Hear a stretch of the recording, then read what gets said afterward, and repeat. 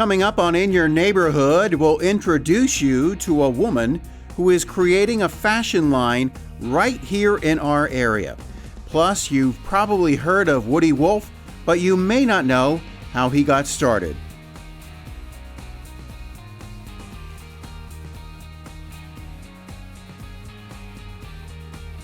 This episode of In Your Neighborhood is brought to you by Glicks, celebrating 50 years of service to northeastern and central Pennsylvania, and Carpet Man, offering more than 30,000 square feet of flooring for all of your needs. I'm Benjamin Reeder, and welcome to Willowstone Farm. Willowstone is a wedding venue. We have thousands of people come here on the property every year. We only use top-notch products. We want the best for our customers and guests. And with Glicks, it wasn't a question. Working with Glicks, I have no complaints. They're personable. When you need something, they answer the phone. They're ready to help you with whatever you need. I'm Benjamin Reeder, owner at Willowstone Farm, and I'm pleased to recommend Glicks for all your fireplace needs.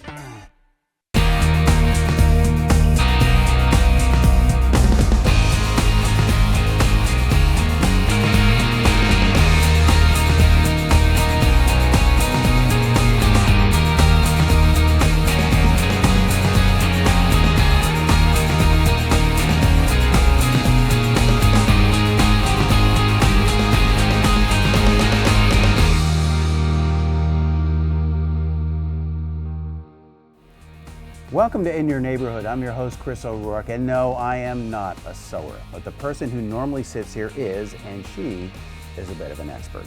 She has designed a line of activewear that will be launching soon, and it was all designed and made right here in Danville.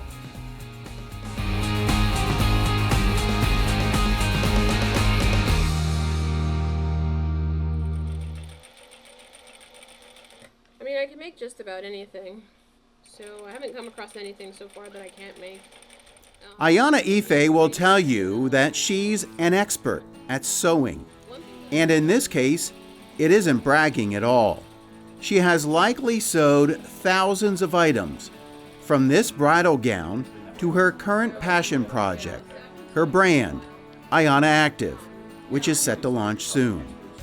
Ayana's life has been leading up to this moment since she made a pair of pants for a friend when she was just 10 years old. There was an initial bump in what she likes to call her trajectory, but once she got herself pointed in the right direction, she has only been moving upward. The amazing thing, well, there have been several amazing things, but the amazing thing from our perspective and the focus of this show is that Ayana isn't currently working on her activewear line in New York City, but in Danville, in this building that many of you drive by every day without a second thought. Ayana Active falls into the category of modest fashion, designed for women who want a little more coverage when they head to the gym or go for a walk. So like these pieces of clothing, as far as modesty and your branding of them, what are some of the features that we're looking at for them? Absolutely. So what makes this piece right here modest, right? Different than what's being offered in your US market for sportswear for women. The top is a lot longer. So this is actually a tunic, and some women wear it as a dress. So it completely covers the hips and the butt. So it allows you to have that movement that you need, the squats, whatever it is that you need to do in the gym, without having as much exposure, because this is for a woman who wants more coverage. The mesh that we have here gives us that modern aesthetic feel, but it doesn't expose any skin. So we get the protection for the sun, the fabric has the UV protection in it, and at the same time, we get to have the coverage, but we can still participate in current fashion trends. And that's really important for the pieces. All the sleeves are longer, so you get the full length sleeve, you get the high collar, and then we have these pants which are like a legging alternative. So they're not as tight as a legging, but at the same time, you still feel sleek, you still feel modern, and you get to have your modesty there. So that's really sort of what that means. Ayana says her activewear fills a unique niche because you would be hard-pressed to find it in any store, but not for much longer. She spends her days refining her product in her small studio in the Drive building, and so much has led up to this moment. It has been a very long road, late nights with little sleep, all in pursuit of her dream. And she's thrilled to have reached this point. It has required every ounce of patience she has, but it appears that all of that work will soon pay off. There's already a buzz around her line, and people often approach her when she wears the activewear when she's out and about. Ayana is also proud of the fact that her clothing is made with sustainable materials. The fabrics that are behind us, they're made from recycled polyester. So that's a process that helps clean up the ocean because it recycles those bottles that waste. There also is, they have an Okio Tech certification, which means that with the production, the fabric itself has been tested for harmful chemicals that won't hurt the body. And so it also has a UV protection as well. So this fabric is the recycled, but we also have fabrics that are using organic cotton or have some processes where they're reducing the water in the production process. So there's just small nuances in the pieces that are better for the environment or are better for the communities that live in those environments in which the production is happening. Ayana was the 8th of 11 children, brought up in a Muslim household in upstate New York. Her mother, a seamstress specializing in menswear, believed in equipping her children with life skills, so they all learned to sew. She gave Ayana scraps of fabric, which she used to make clothes for her doll or teddy bear when she was just 6 years old. After making that first pair of pants at 10, Ayana took a sewing course, further honing her skills. A mom of a friend would ask her for design advice, helping her to develop her instincts. Her Muslim upbringing had a profound effect on her approach to modest fashion. She tells us that modesty wasn't a choice, it was a way of life. Everyone around her, from her family to her friends and neighbors, dressed in a way that prioritized coverage. The problem for Ayana as she got older was that there wasn't anything she could buy in a store without having to alter it. After high school, her parents encouraged her to pursue a real job, so she enrolled in college for nursing, but she was absolutely miserable. And I remember I was in college, I was in my dorm, and I was like far from home and I felt very alone. And I kind of had an epiphany where I was thinking like, I'm kind of living for someone else, because at this time, like, I can take responsibility for myself. Like, if my dreams fail, at least I know that I tried and I didn't just throw it away. So I decided, like, I'm gonna do this. And I did sort of like let my parents know. They had lots of other children to kind of focus on, so I don't think they were too upset or anything. They were just like, all right, it's, you know, it's risk, but, you know, we get it. But it did take a while of me getting more traction and selling my work more, and even going to school for undergrad in fashion design, graduating, showing that I could stick with it. You know, that also sort of helped my mom especially, you know, kind of start to cheer me on. Like, okay, we see that you have this tenacity and you're not giving up. She eventually transferred to Middle Tennessee State University, which had a strong pattern-making program. She put herself on a strict study plan so she could finish quickly, because the whispers of her dream were growing progressively louder in the back of her mind. Meanwhile, as she worked, she found herself captivated by Project Runway. She became a huge fan of the show, and she decided to get on it, rather than just watching from the sidelines. What began as a mission in 2013 had its ups and downs, including 2 initial outright rejections. Eventually, she got a call to go to Seattle for an interview. The judges liked her own personal style, but not so much her collection. After a few tears, Ayana took their constructive criticism to heart, threw herself into developing a brand, and that turned out to be the key to her success. In 2017, she landed a spot on Project Runway, Season 16.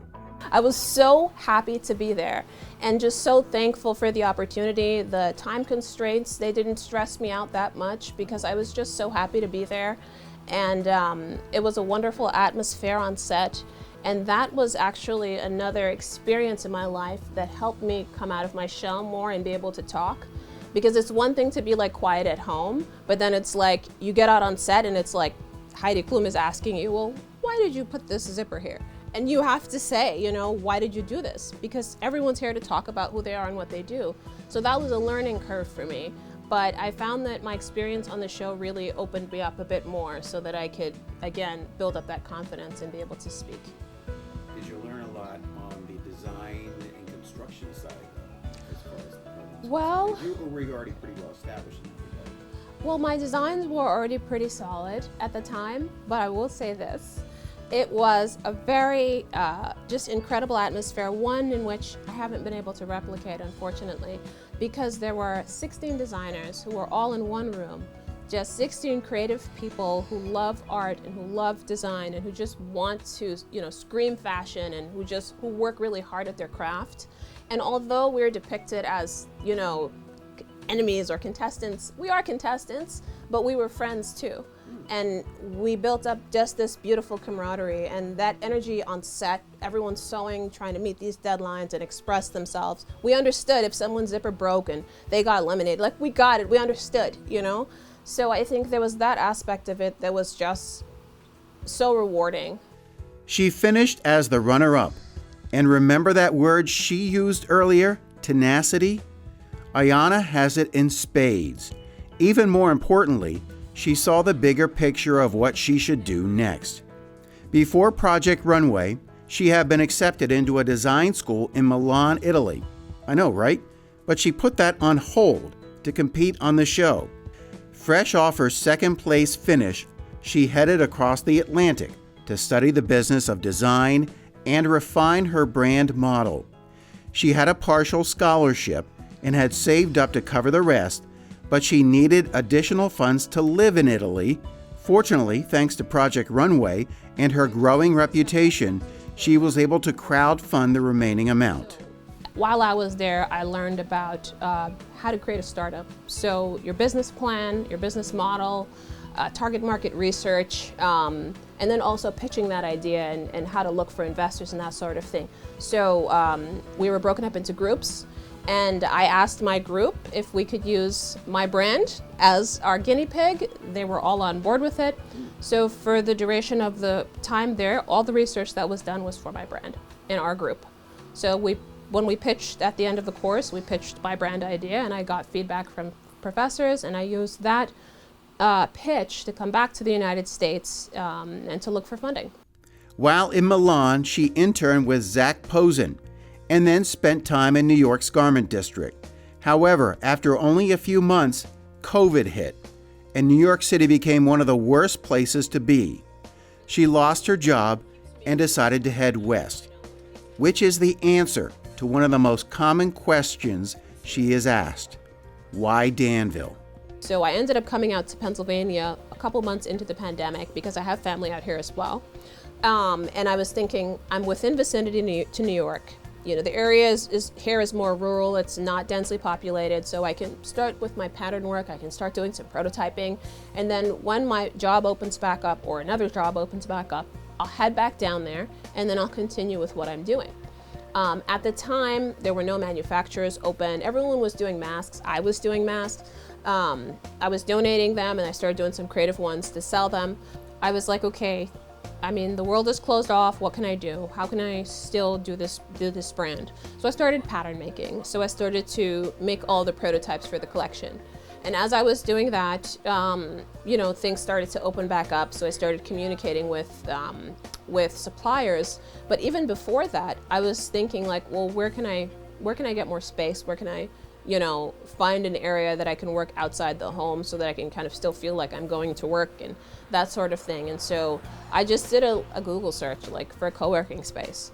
And then that's how I came over here. When I came over to Drive, I just sort of walked in. I didn't have any information about anything. I didn't even know what they did in the building. And I wasn't even sure if they had a space for someone who would be using a sewing machine and making noise. So I came in, I spoke to Aiden, who runs the building, and he was like, oh, I need to introduce you to Denny Hummer from the SBDC, like we're doing this. So he brought Denny in, and then I presented like my brand idea, like what I'm trying to do, and they were like, oh, we can take you like at least a little bit further than where you are. So as I began to get traction for the brand, it's a very zen area here. Like, I swim, everything is like, it's very different than the hustle bustle of New York. And while I was in Italy, there was a very, like, people were like living more over there. They weren't just go, go, go, like how I am, and like how, you know, not to say that all Americans are like that, but kind of like we're about our work and we have to make sure that things are getting done. And it's just a certain mentality that they were more romanticized, and they were still getting things done, but they were stopping for a coffee, and it was just a different lifestyle. And I wanted some of that too, but when I got back here, I just jumped back into my old life and I, you know, forgot about it. So when I moved out here, I found that there was a bit of zen here. And at the same time, I was getting some traction from the SPDC and learning how to pitch and getting that mentorship. So by the time my job did call me back, I said, well, I'm not gonna come right now because I have something that I'm working on. So I'm just gonna stick around, I'm gonna see it through, and then I'll decide what happens with my life after that. So I do go back to New York City when I need to meet with the supplier or meet with our manufacturers or something related to the industry. So I do travel for that. But I decided to stay, and I'm okay with that.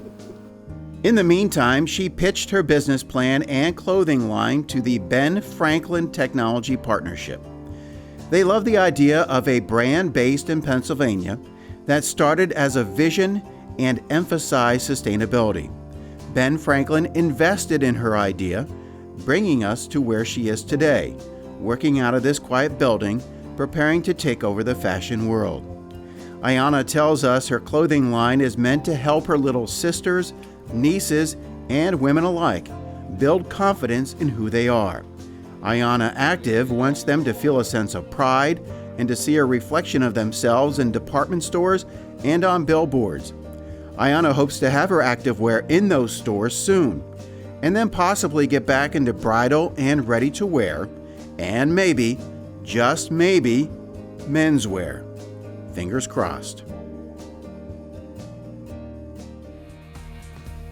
So this obviously isn't a finished product, but you can find finished products on the website ayanaactive.com.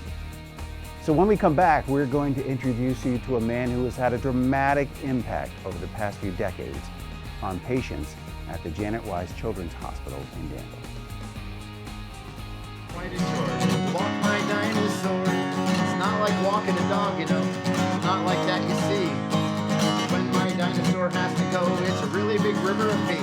So I take my boots with me. Representing our nation as an Olympian in Paris this summer is something I've dreamt about since I was a little kid.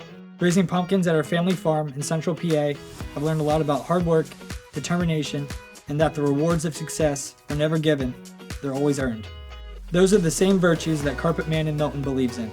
They stand behind their work and they're driven to succeed. I'm Zane Rutherford, proud to represent the United States in the 2024 Paris Olympics, and proud to represent Carpet Man in Milton.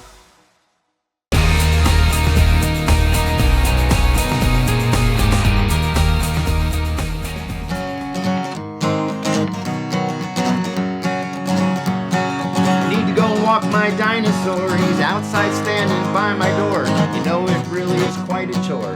Walk my dinosaur. It's not like walking a dog, you know, with that little plastic scoop. When my dinosaur has to go, it's a really big pile of poop. Woody Wolfe launches into the dinosaur song. He wrote it for a little boy who spent 3 years at Children's Hospital of Philadelphia awaiting a heart and lung transplant. The little guy wouldn't settle for Barney or Puff the Magic Dragon. No, he wanted more than that. So Woody went the extra mile, only to have the little boy refer to it as the poop song each time after that. With an extra wide grin, Woody told us he never expected to be in his 70s and still singing songs with poop in them. But then when you talk to Woody about his life, it sounds like he didn't expect it to take the turns that it did. Still, he made those turns willingly because he knew that was what he was supposed to do. Sometimes the road of life is full of twists and turns, and for Woody, the biggest turn in his life happened back in 1981 when he was working as a paramedic in the communications center for Lifelight. I had worked with Lifelight for about 2 weeks, and we got a phone call from a nurse on Children's Hospital. And she said, I don't know if this is possible, but she said, we have a 17-year-old here who is not going to survive his cancer. And she said, he loves watching that helicopter and keeps saying about how cool it is. And she said, I just thought I'd call down and see if there's any way he could see the helicopter. Right. And so at that time, Mike Light was the medical director of Lifelight. So I went to Mike because I said to the nurse, I said, I've worked here 2 weeks, that's way above my pay grade, you know. And so I went and said to Mike about it, and he said, let's just take him for a ride, and why don't you just go up with him? So that was the 20-minute flight that, you know, turned things around, because we flew up over up over the ridge and stuff, and I just remember a hawk came up out of the trees, and the pilot kind of fell in behind the hawk, and when the hawk would swoop, the pilot would. And this young man just kept saying, this is so cool, the hospital's so boring, this is so cool. He kept saying that over and over. And then we went out to the interstate, and out over the interstate, and the pilot said, have you ever done 150 down the interstate? And this kid's like, no. And we just follow down the interstate, you know. And so 20 minutes, you know. But as we landed on the roof, I said something that I at first regretted, you know, because he again just said that was so cool, the hospital's so boring. And I'm getting him out, putting him in a wheelchair to take him back. We had landed on the roof.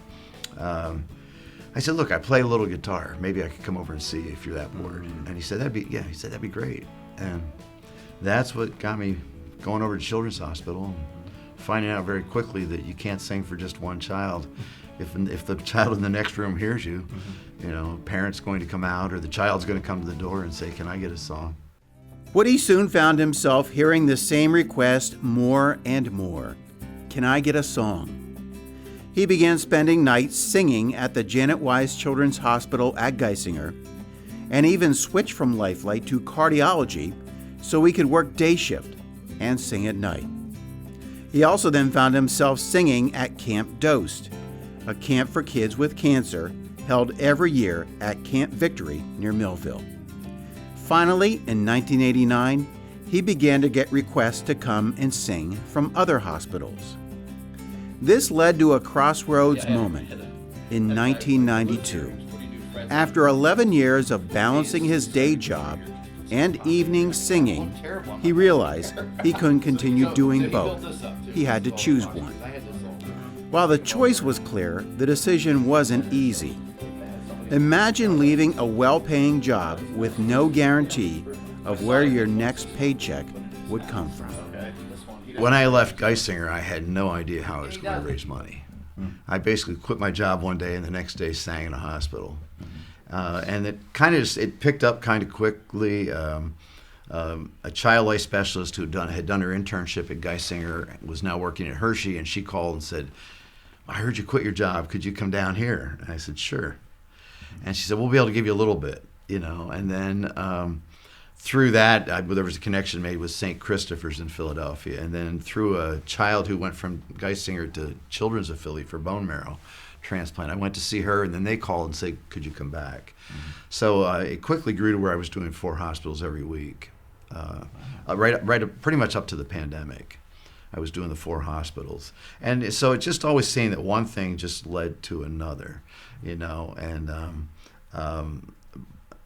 again, it was just a matter of being able to go in and seeing a child who is terrified, you know, say a 2-year-old who's terrified, and, you know, you see parents that are sitting there appropriately looking as if their world has, you know, just been turned upside down.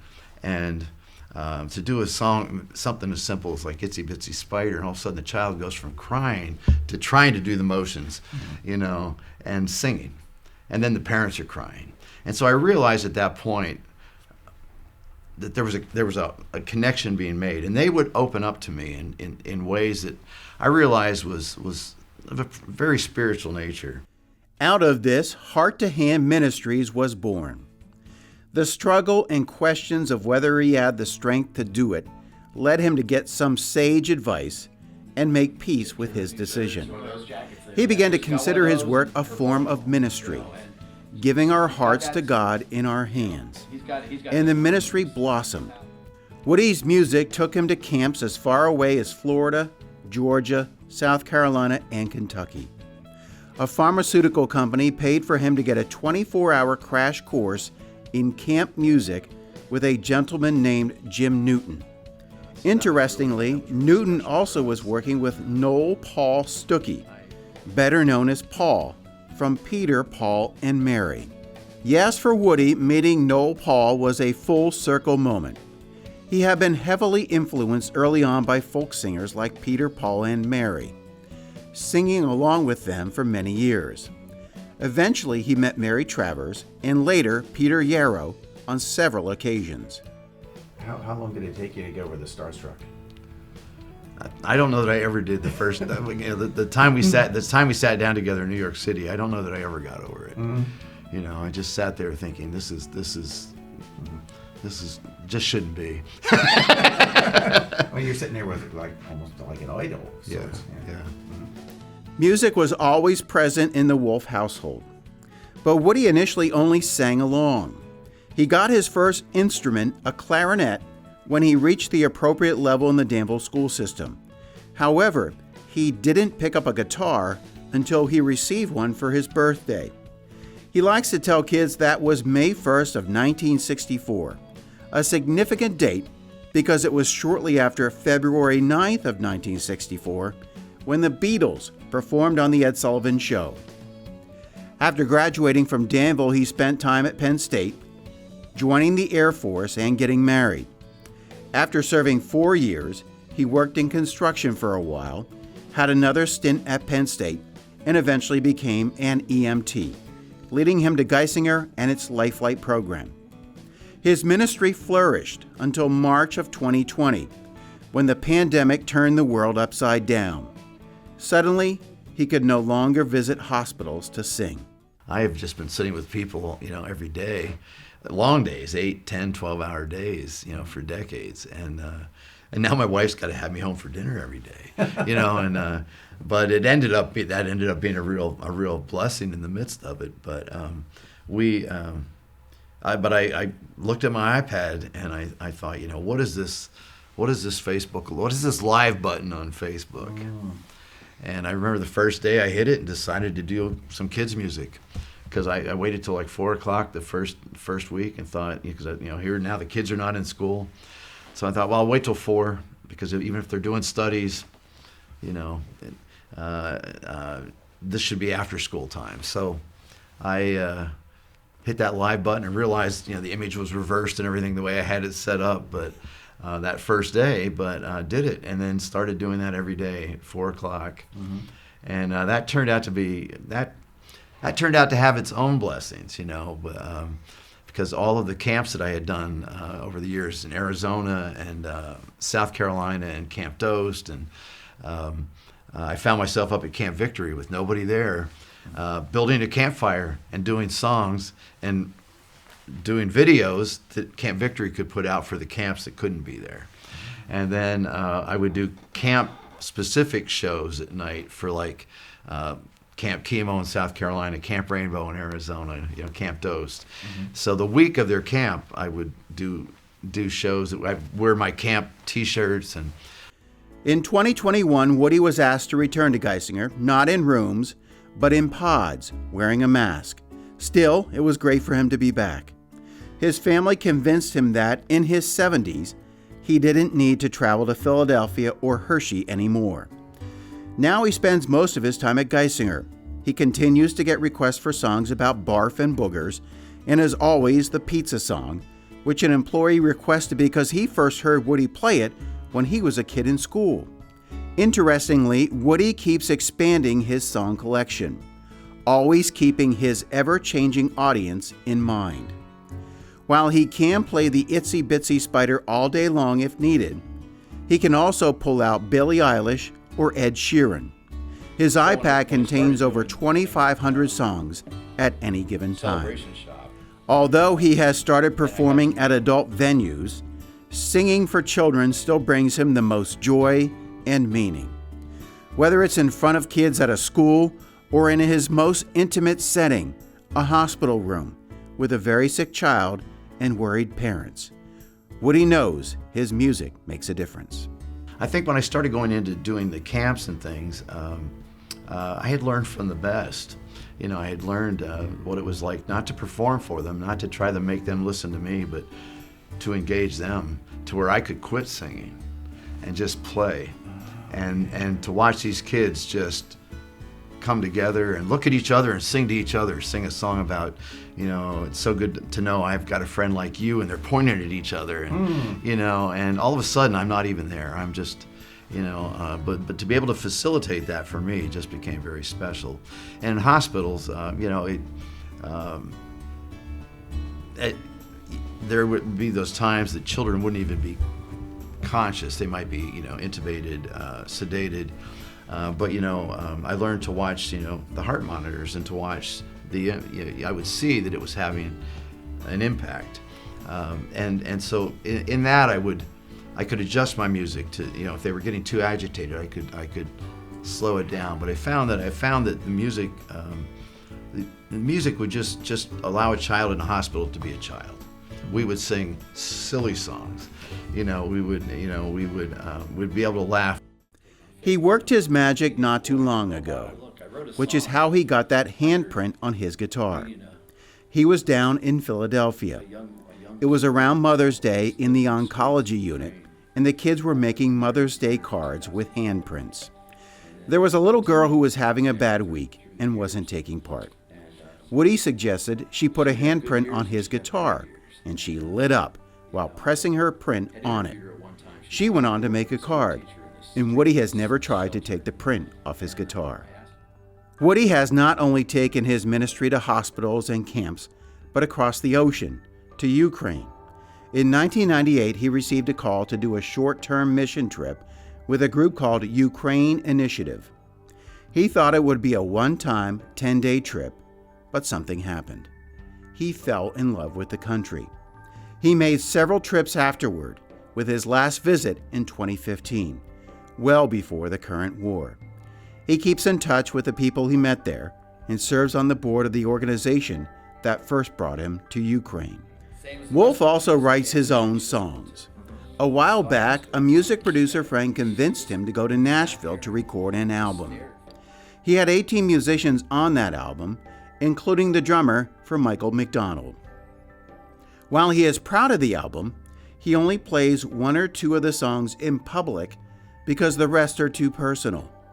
Many of the songs he writes come from his experiences in hospitals, born out of sadness, tragedy, but also hope. He says he has been humbled to be with families during their worst days. Many people never get to meet their heroes, but Woody has, because the kids he sings for are amazing. You know, that's kind of how I process things. I mean, to me, I write those songs, but it will change me. I don't want it to not change me. You know, I won't like the person I've become if I'm not changed by what I see. You know, if I can just go on and I don't want to become callous to it. You know, I don't. Jaded in that sense. Yeah. If I find myself not walking out of a room sometime and just crying for a while, it's going to be okay. It's maybe time to quit. You know, for me, this journey has just been one of just trying to take what I've been given and trying to use it for a little bit of good and try to make somebody's day a little bit better. And if it works, great. You know, and if not, I'll try tomorrow. Ayana's put me to work here. By the way, Woody was very fortunate to have a family who supported him the whole time, especially back when he made that huge decision, that leap of faith, to quit his job at Geisinger and then begin performing at the hospital and other hospitals across the state. And they were the ones who said to him, you know, maybe it's time to stop going to Philadelphia and Hershey. By the way, if you want to find him, you can find him on his Facebook page and also on YouTube. And if you have any segment ideas for us, you can head to our Facebook page or email us at IYN@secda.com. And that's going to do it for us. Thanks for joining us. I'm your host, Chris O'Rourke. We'll see you again next time, maybe from in your neighborhood.